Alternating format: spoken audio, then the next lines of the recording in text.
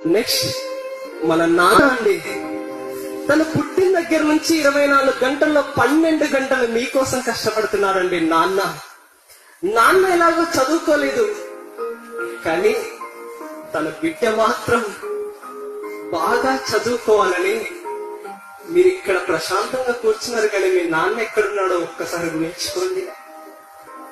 నిజంగా నాన్న గుండెల్లో దాగి ఉంటుంది.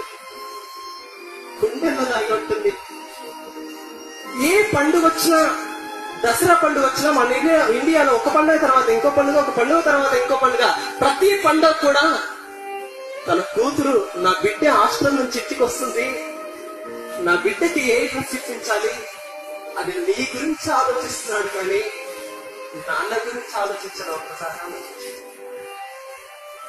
అమ్మ ప్రేమ చూపెడుతుంది, కానీ నాన్న కూడా ప్రేమ చూపెడితే నువ్వెక్కడ చెడిపోతావని ఆ ప్రేమ ఇంత గుండెల్లో దాచుకొని బయటికి కాస్త గంభీరంగా కనబడతాడండి నాన్న.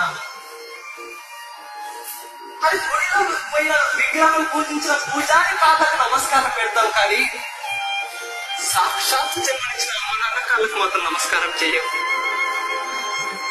అది ఇంత చేస్తున్నా, ఇంత కష్టపడుతున్నా, మీకోసమే కష్టపడుతున్నాడు.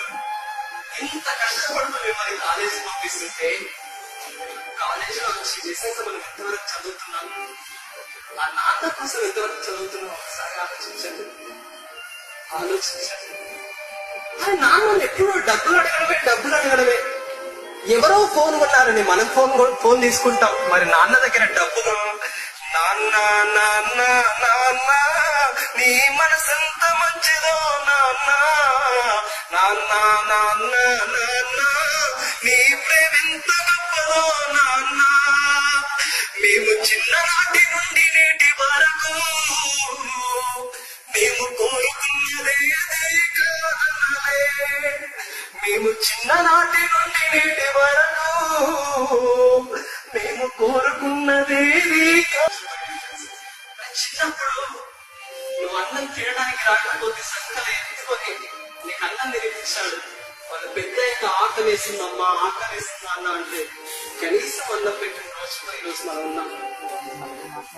ఆలోచించండి ఫ్రెండ్స్, ఆ తల్లిదండ్రులు పడే బాధ నిజంగా వర్ణనాతీతం అంటే ఈరోజు. ರೆಡ್ ಬಟನ್ ಒತ್ತಿ ಫ್ರೀ ಸಬ್ಸ್ಕ್ರೈಬ್ ಆಗಿ, ಆಮೇಲೆ ಮಾತ್ರ ಮರಿಬೇಡಿ.